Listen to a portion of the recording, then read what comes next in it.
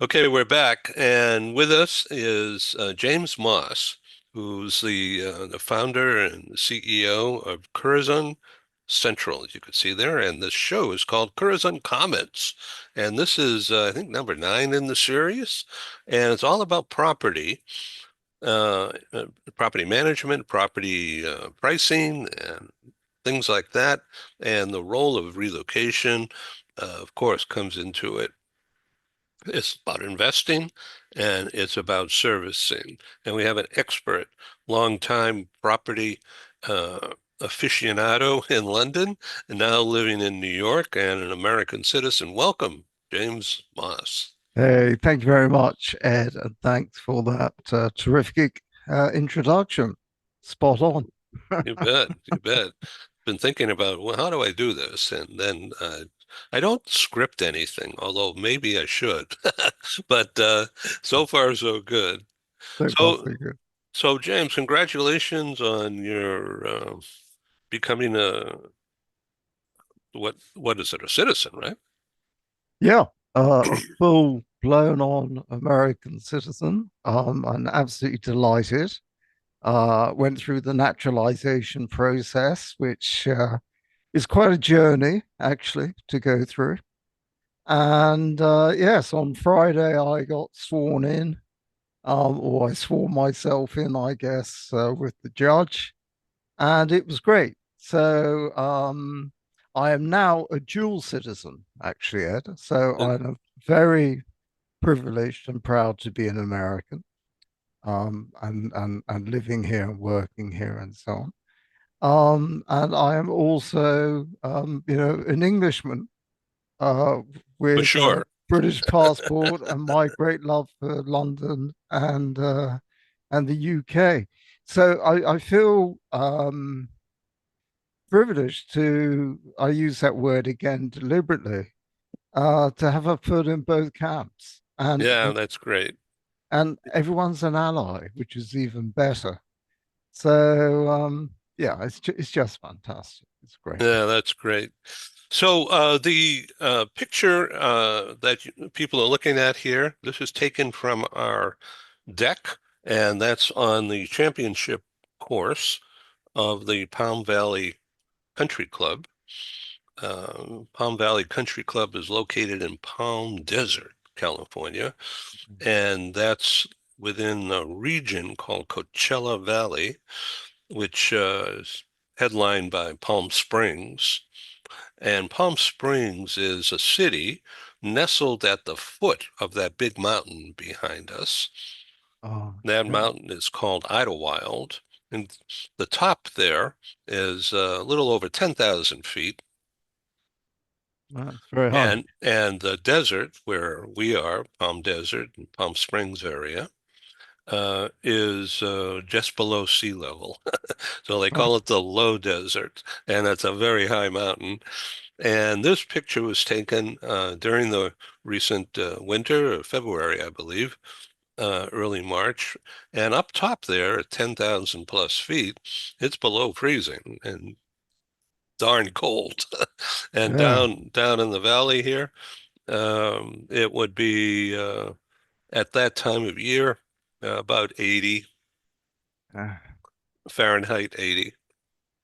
it's amazing. Yeah, It's absolutely amazing. yeah. That's a long steep climb, by the way.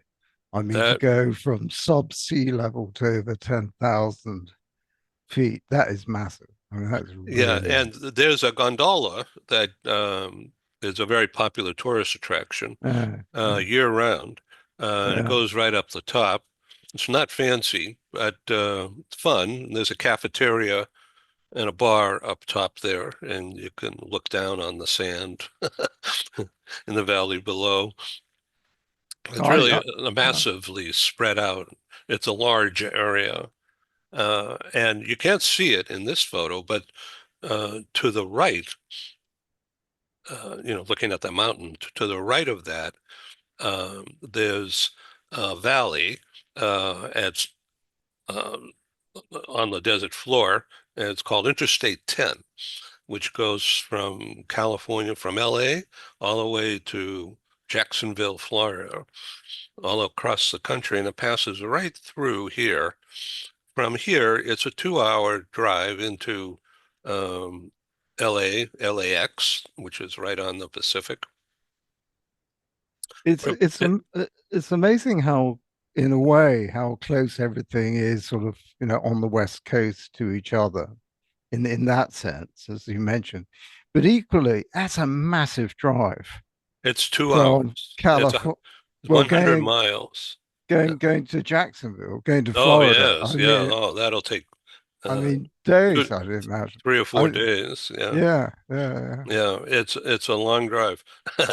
It's as a matter of fact, today, which is May 21, 2025, Joanne and I are going to get in the car here in downtown San Diego, which is right on the Baja Mexican border along the Pacific, and we're going to jump on I-8, Interstate 8, which hugs the Mexican border, and we're going to go all the way across the California desert today into Yuma, Arizona, and then stop for a lunch. It takes about 3 hours from here to there, about 150, 180 miles, yeah. something like that. And then there's another 150 miles to Phoenix, Arizona, Yeah.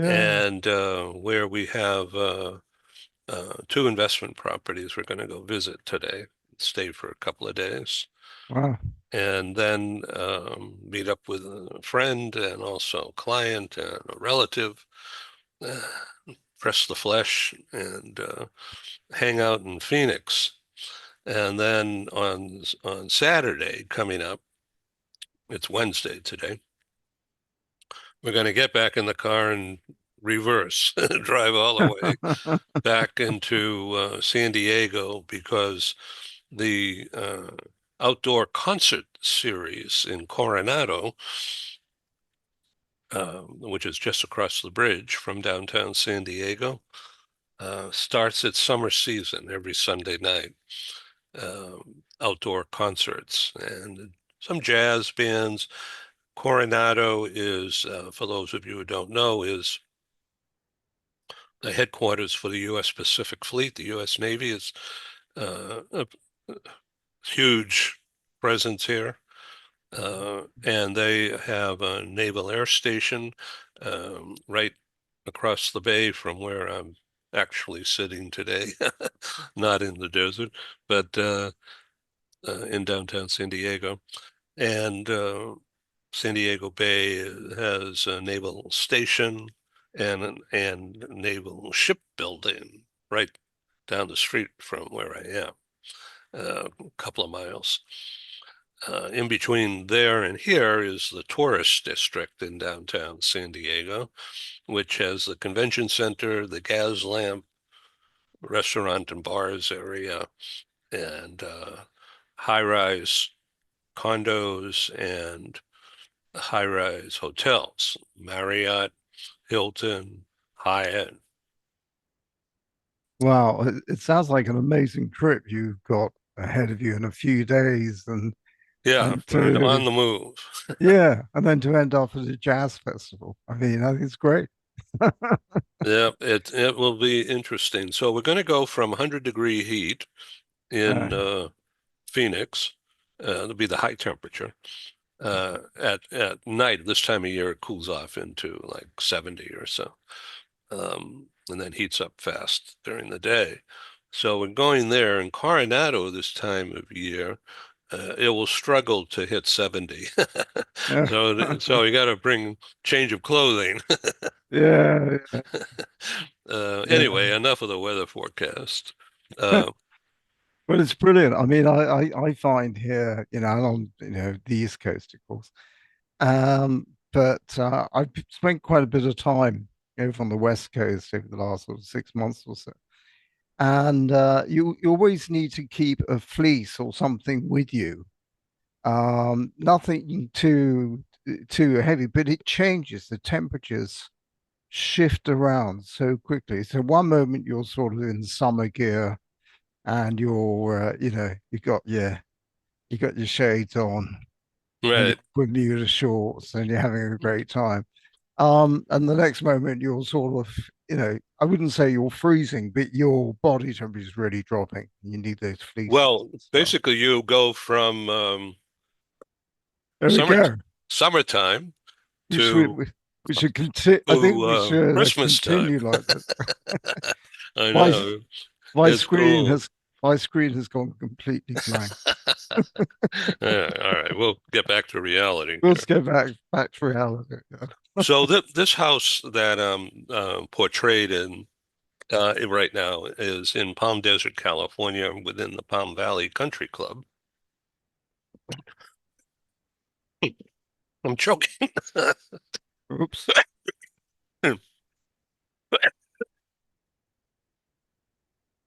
No, I have. Oh dear. Well, all the Yeah, talk no, shows I've okay. done, I've never coughed. Okay, survive. Yeah, It's all the heat. yeah, getting excited. So this Yeah. is so this is a condo.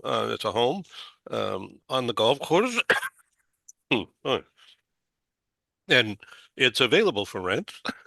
And Good. if anyone's interested, just send me an email, and I'll be glad to connect you to the website.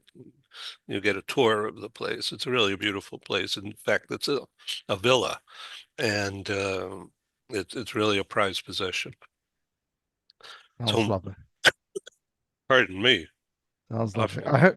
I hope I will find an excuse with the time to come over, Ed. I'd be delighted to Oh yeah. Well, take next you time up you're on in, and your offer. Your yeah, the right time of yes, year, yeah. it'll be available. Uh, anyway, the country club has 43 swimming pools scattered around. It's quite a large place, the country 43. club. Yeah, there's over 1,100 homes within Wow, within the massive. property. Yeah, it's massive. Yeah, it's big. And just down the street, about excuse me, about a mile and a half, Disney Corporation has purchased a huge amount of acreage, and they've just begun construction on a Disneyland. Not necessarily an amusement park, but it will have a man-made lake with beach, and you can swim, of course, and uh, single-family homes scattered all around the Oh, property, goodness. starting in just over 1 million and up from there. And there'll be shopping, entertainment facility as well, concerts and restaurants and walking paths.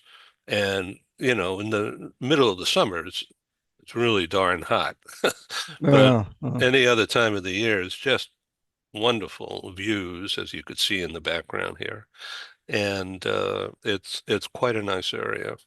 Um, and it's just about a mile from where this it, property is. it sounds brilliant and a great location. Yeah. And Disney will get do it really well, and Oh yeah. sure they'll balance it out. World class. So they're just beginning construction now. They've had the property. Uh, it was in the Walt Disney's estate for years, but just now they've decided to splurge and build it up.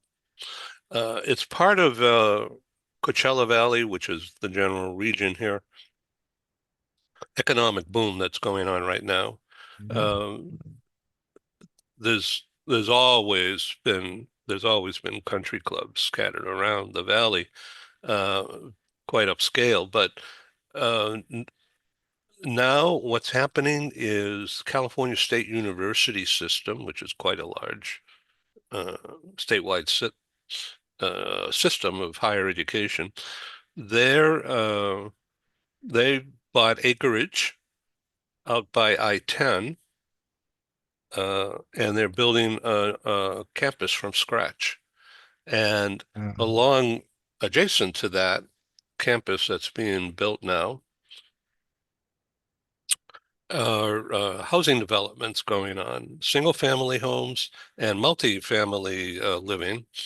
Um, and for sale, the pricing is under 500,000 and Oh, closer to 300,000, which is absolutely unheard of in Southern yeah, California. yeah. And this is ground zero for that new demographic push and investment into lower cost housing. And this area, which is maybe a mile or two from where I'm portrayed right now, but it's out by I-10, which is a busy street, that's for sure. And so it's lower cost housing, lower cost area. And there's no place else in Southern California with the quality and the amenities and the weather that this price is being offered in new construction right now. And the rentals are moderately priced as well on purpose because there's no place for young people who are, and anybody, uh, who can, who wants to buy or live in a nice area, uh, no place anywhere in Southern California at that pricing level with all the amenities. And so the economic boom is going on right now in this area, and it's fascinating. So, James, tell us what's going on now. Um, Recently in the news, I read that post-Brexit, uh, UK and EU have come to agreements to ameliorate some of the drastic things that happened post-Brexit. Uh, and this is a good thing, right? You're absolutely right. It is a big step in the right direction, and the you need to bear in mind that the EU is the UK's largest trading partner. Ah, It accounts for 40, last time I read, 48% of GDP was done with the EU. Even post Brexit, interestingly enough, it bounced right back. But you had all the red tape, and you had all sorts of other issues: the labor issue, the travel issues, the fishing issues. Um, and fishing's quite an interesting one because fishing. This is fishing the North Sea, and this is EU countries coming to fish in the North Sea, particularly the Spanish and the French. And the North Sea, sort of a large chunk of that is British territorial waters. Okay. The fishing industry in the UK is a very, very small percentage of the economy. I mean, it really is very, very small. But of course, in political terms, it's an absolute hot potato. And it's like the fishing industry that you see in some parts of the states. So if you think of Maine, for example, just taking something at random, they're big fishermen out there, and it's a significant part of the local economy, but it's not a particular major part of the American economy. Um, so what has happened here is basically the fishing industry has been sacrificed. It is the thing that's been given away. It's the thing that the Europeans, the French in particular, introduced it at the very last moment as the deal breaker, which they always do, by the way. And it's just a fact. And Sakir Starmer said, okay, fine. So the original deal was that the EU would have access for 4 years. Okay. And at the last moment, it changed to 12 years, open access to North Sea. So that's, you could say, the downside. The upside is so much bigger. Um, the devil is still somewhat in the detail. Okay. But in terms of a lot of the red tape's just going to disappear overnight. So if you're shipping whiskey to the EU, all of a sudden, all that red tape sort of disappeared, gone. The other thing is if you're Brit and you're traveling to an EU country, you probably don't have to wait in a long line anymore. You just put your sort of passport on the e-machine and walk straight in. Um, the other thing that they're doing, and again, they haven't confirmed details yet, but they're going to allow students and young people to start traveling into the UK and from the UK into the EU, um, which is a really good thing.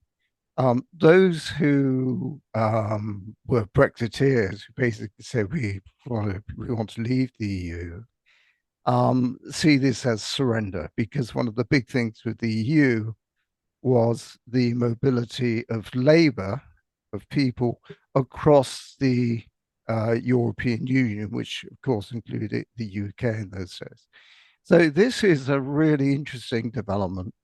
I think I can't remember the ages. I think it's like 18 to 30 or 21 to 30.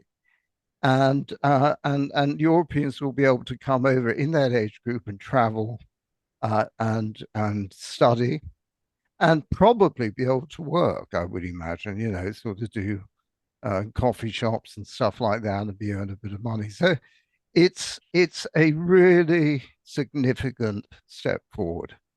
So that's how Um, it was before Brexit. it's not quite how it was before Brexit, but it's Mm. certainly moving very much in that direction. I personally think it's a good thing. I think Brexit was a disaster. I think it could have been a great success, but it wasn't. And um, and I think this is one of the first very positive steps with the EU that we're seeing to not necessarily go back to how it was, but how to move it forward in a very positive and economically productive and socially and culturally acceptable role for both sides. So I think it's very important. I think it's good news. Yes. Yeah, that's really interesting. So you have a couple of slides to show? Yeah, I do. Let me see what I can find. I thought what we'd do, Ed, is have a look. So we talk about the EU a little bit about relocation, and just sort of see what's going on in the world of relocation Good. generally, what the trends are, and have a look at our two main markets, which are New York and London. So bear with me a second. Okay. Um, Let me find the slide and let's take a look and see what we can see. Okay, so hopefully you can see a screen. Yes, I see it Uh, now. I see yeah, the back of a woman.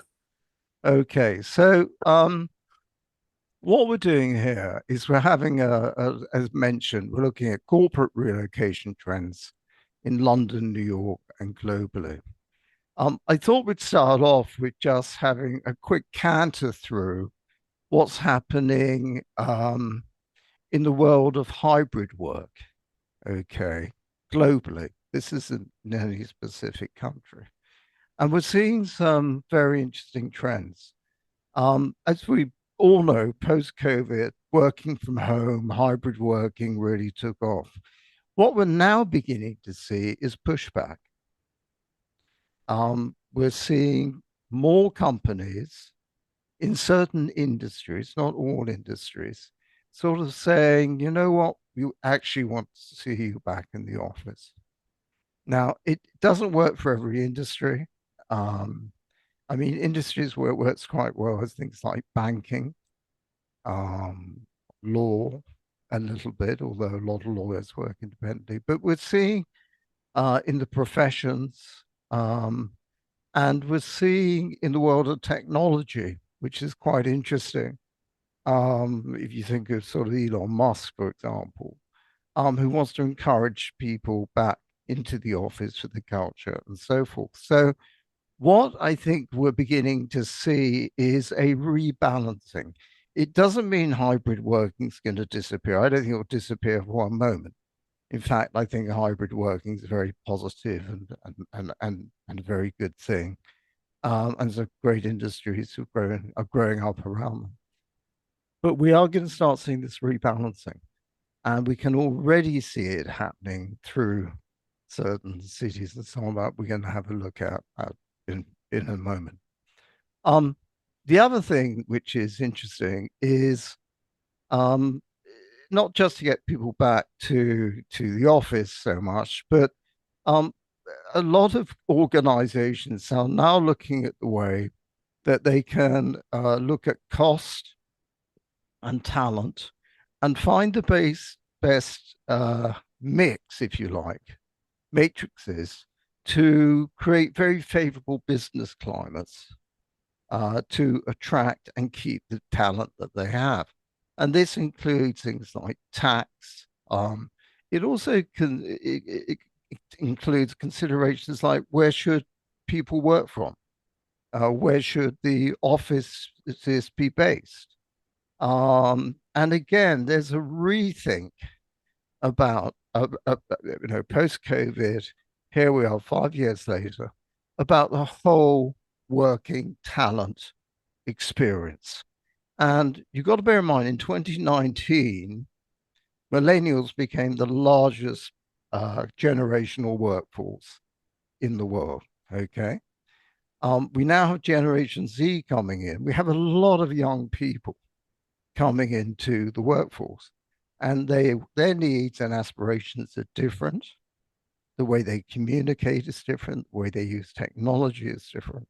And companies are now really, I wouldn't say waking up. I think they've woken up to it a long time ago, but I think they're really getting their heads around it now. Um, and I think it's a really important part of how they're looking at the employee experience and engagement. So, Interesting, isn't it? I was just listening and watching a video with Jamie Dimon, who's oh CEO of yes, JP yeah, Morgan Chase, and he's a big fan of back to the office. yeah, You can't be promoted as much. You can't learn as much sticking to remote all the time, virtual. You must be part of the population in the company yeah. and let us see you and you see us. And it has to be that way. Yeah, he's been a big promoter of this for a long time. He's one of the leading advocates of it, actually. And a lot of companies are beginning to think like that. They want the sort of the round the water cooler experience to start coming back. So people start collaborating again physically.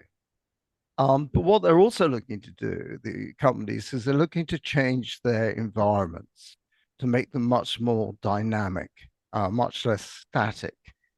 Think of co-working companies.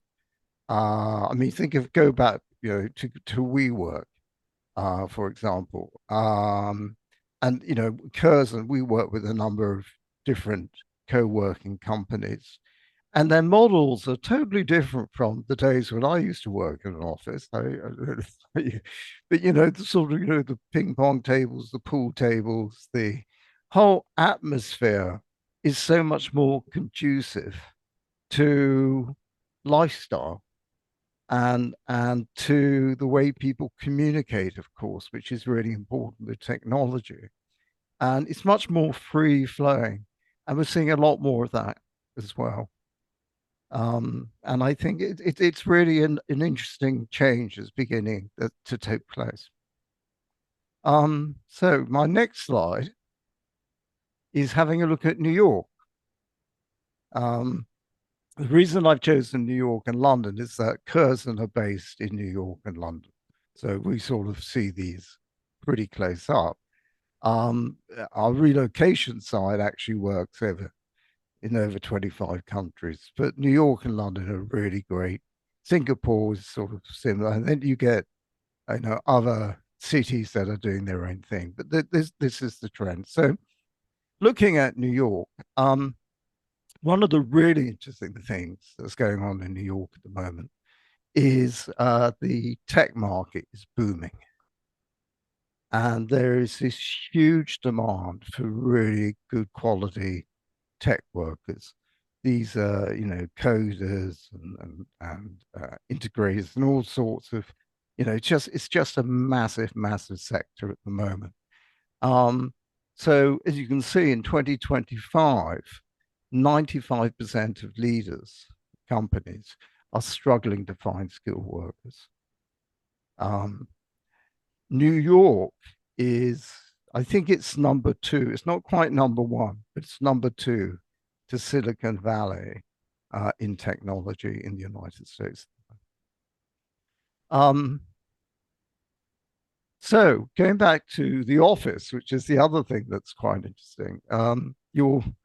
We're all familiar with Hudson Yards, and Hudson Yards is that incredible development down in the 30s on the lower or mid of the west side. It's over 1 billion square feet of residential and office space built and developed by the related company over the old rail yards. Okay. And So, it's sort of, so does that mean it was built on a platform, not into the ground?